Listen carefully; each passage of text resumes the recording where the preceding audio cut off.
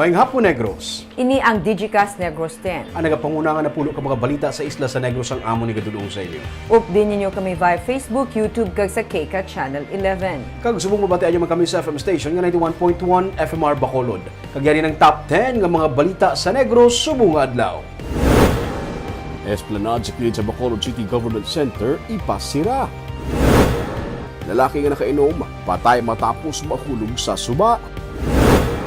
Vaccination center sa mall, temporaryo kagin pauntat bangod sang kakulang sa vaccinators. Sunod-sunod ang mga kapistahan sini nga Enero gobernador nagapaandam sa publiko nga manginbinantayon.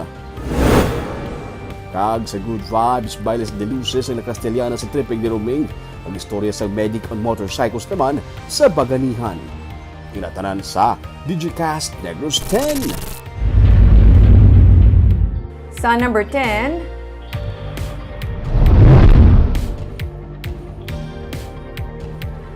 vaccination center sa mall temporaryo nga naguntat bangod sang kakulang sang vaccinators. Nag-expire na ang contract of service ng kalabanan ng mga COVID-19 vaccinators nga nagaserbe sa vaccination center sa syudad amo nga temporaryo man anay nga ginpauntat ang pagpangbakuna sa third floor sang SM City Bacolod.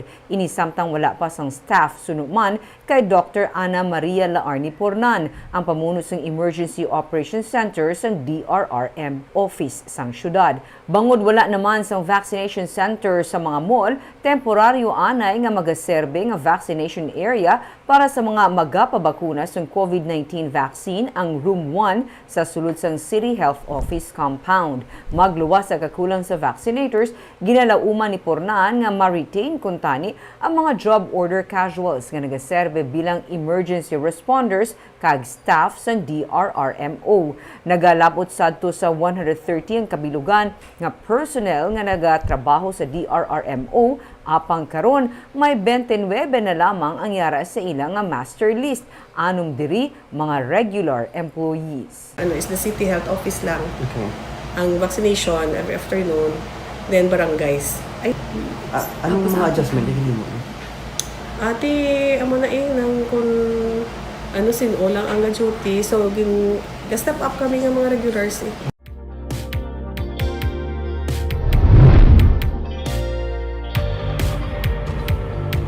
Sa number 9, gobernador ginakalipay ang pagbalik na sa mga kapistahan sa Negros subungot 2023 pero may paandam siya sa publiko.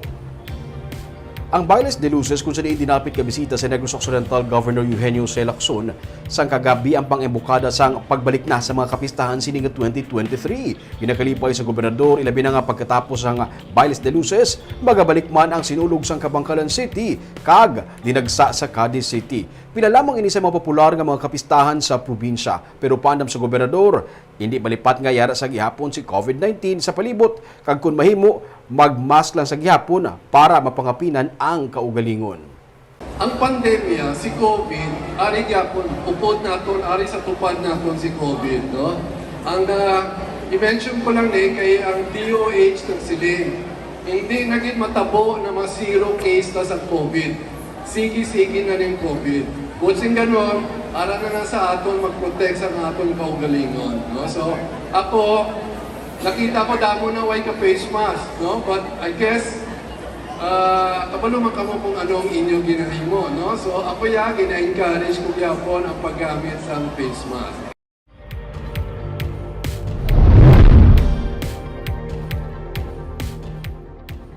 Sa number 8, road closure nga patuman sa pagsaulog sa Bacolaudet Festival sa syudad. Sa Enero 20 natalana ang dazzling Grand Parade sa the Upper East sa liwat nga pagbukas sa Bacolaudet Festival makaligid ang 3 ka tuig. Gani natalana man nga ipatuman ang road closure halin sa Lopez sa East area palapos sa Lopezina Street. Ang Bacolod City Government Center kag SM City Mall kabahin man sa festival site nga sarang dagsaon sa mga tumalanaw sa pagsaulog sa 3-day celebration. Sino kay Councilor Jason Villarosa, ang chairman sa Committee on Tourism sang Konseho, aprobado na sa Konseho ang 3 million pesos na pondo para sa tuigan nga okasyon. Ginpagkamaayo naman sa syudad nga kakasuna ang mga naandan nga activities sa Lacson Street bangod man sa mga reklamo sa mga negosyante kag motorista. Ang Bacolaudet Festival kabahin sa mga atraksyon sa syudad sa pagsaulog sang Chinese New Year. Sa number 7,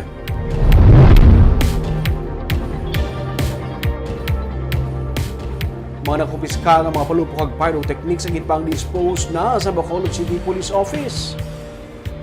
Isa ka programa ang ginpatigayon kay nasang aga sa Bacolod City Police Office angon sa ilang pag-dispose sa mga na-confiscate ng mga firecrackers kag pyrotechnics tubtub sang bulan sa Enero. Naglabot sa masobra 50,000 pesos ang balor sa mga nakumpiskar nga mga palupok kag pyrotechnics gikan sa nagkalilain nga mga police stations. Sunod sa Bacolod City Police Office, ang mga ginpang confiscate ang mga palupok nga ginadumilian kaangay isang boga, kasubong man mga palupok nga ginapang resell, inigitipon kag ginpanglubong sa BCPO grounds.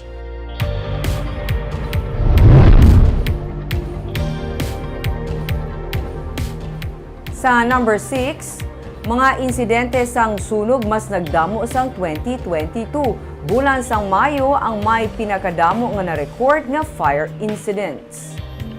Nagsaka sang 3 ka kaso ang fire incident sa syudad sa Bacolod sa bug-os nga 2022 kung ikumparar sa 2021. Naka-record ang Bureau of Fire Protection sa Bacolod sang 336 fire incidents.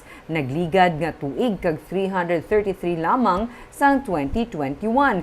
Bulan sang Enero ang may pinakamadamo nga kaso nga naglabot sa 53 kag hinsundan sang Pebrero nga may 47 ka kaso sang sunog. Sa nagligad nga Disyembre naman ang may pinakamanubo nga may 9 lamang ka fire incidents.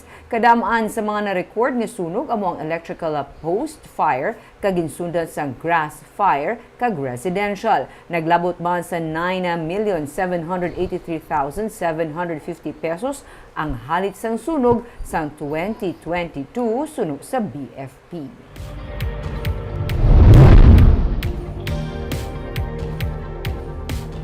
Sa number 5, sa Banuasang Ilog, isa ka lalaki nga ginapatian nakainom, nahulog kag nalumos sa suba.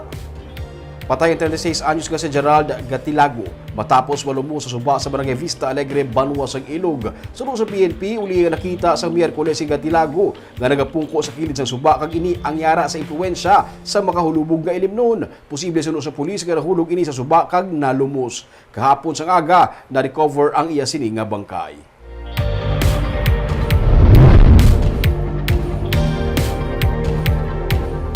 Sa number 4, bisan pa naghalog ang COVID-19 protocols, padayon nga mabinantayon ang probinsya. Publiko ang ginaabisuhan nga dapat mangin personal nga vigilant.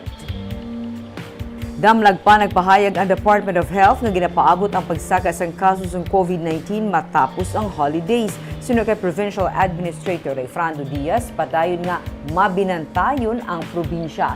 Halos tanan gani sa gihapon ang nagagamit sa face mask.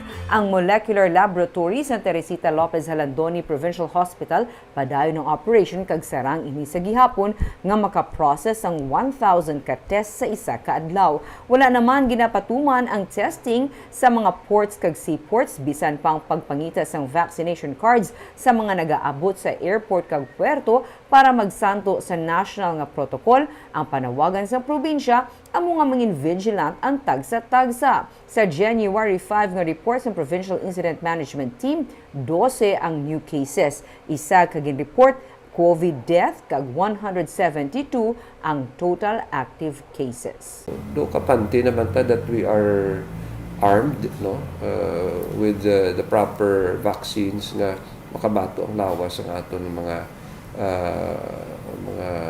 residents sa Negros Occidental. Even if magsulod diri ang mga tagagwa nga may dala nga virus, we hope nga mild, they can take care of themselves ila balay, na hindi na sila magpa-hospital. No? So, we're still asking them to be vigilant on a personal level.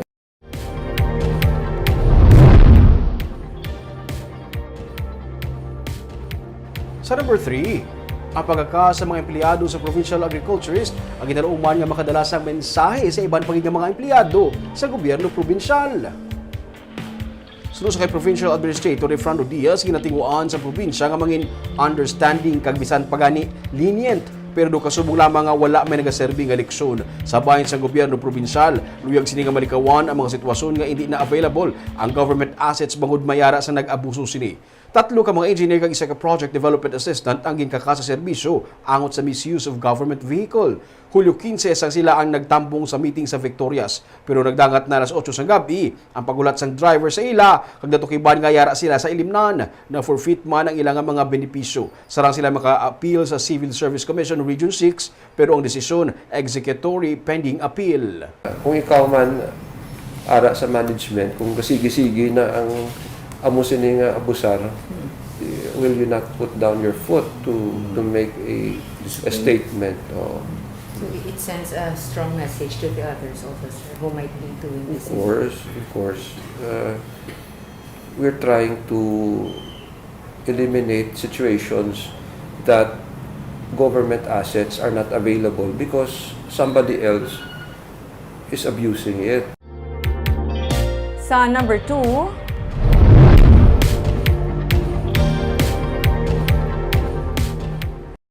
24.1 million pesos ang balor sa ginadumilian nga poultry products ang na-intercept sang probinsya sa 2022. Sa March 1 to December 31, 2022 nga report ni Dr. Placida Lemana kay Governor Eugenio Jose Lacson, 24,106,154.74 centavos ang balor sa nga poultry products nga ginadumilian ang ilang nga na-intercept sa mga puerto, airport kag iban pa nga entry points sa probinsya. Ini ang ayhan gin-ship back sa point of origin o kun gin-confiscate. Sa bulan lamang sa Disyembre, 2.6 million pesos ang balor sang poultry kag poultry-related products ang na-apprehend. Pila sa ginadumilian sa probinsya amo ang live wild kag domestic birds, table eggs gikan sa mga lugar nga may kaso sang bird flu.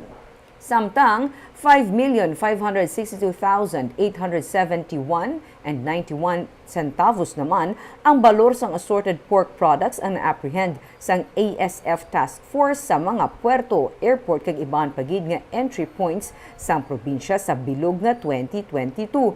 Padayon man ang pagpadala sang Negros Occidental sang baboy sa iban nga mga probinsya. Sang bulan sa Disyembre, 5,681 ka mga baboy ang napagwa sang Negros Occidental.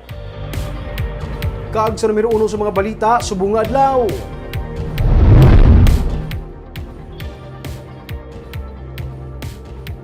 Esplanade Project sa kilid sa Bacolod City Government Center, plano sa karon nga temporaryo nga ipasara.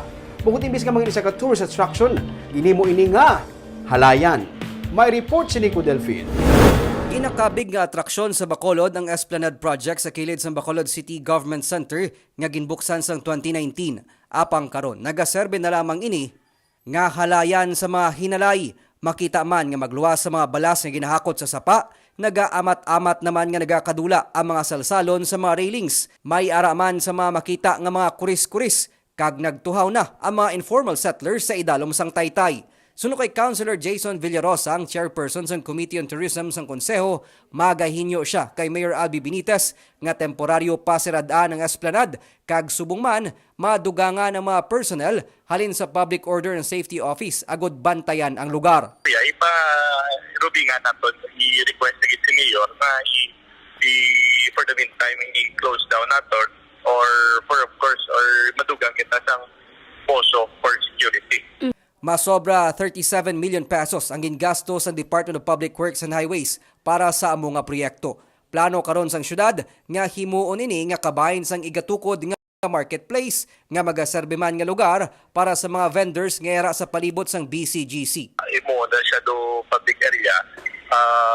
We have already talked about it. She's inangaduta sa halin sa Tagiya nga imo na siya do marketplace. Of course, para ma-formalize at ma-regulate man ang atong mga vendors. Napatungan sang private property ang Esplanade Project kag BCGC. Gani tuyo man sang syudad nga masugilano ng tag-iya sang propiedad agod matigayon ang plano nga pagpatahom sang area nga sarang pamagamit para maka-generate sang income ang syudad. Nico Delfin para sa Digicast Negros.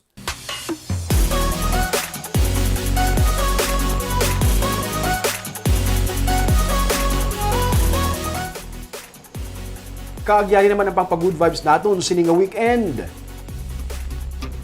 Matapos ang duha ka tuig, balik kita pamasyar sa Banwa sa La Castellana. Hindi lang ang bulkan kanlaon kag mga tourist destination ang sarang makita diri. Isa sa mga naghatag sang dungog sa Banwa amuang Bailes de Luz sa sininga kapistahan. Ginabalik-balikan sa mga turista sang Banwa kag bulan pa lamang sa Disyembre tubtub bulan sang Enero. Atong saksihan ang maduagon nga kapistahan sa La Castellana buwas sa tripping dinuming.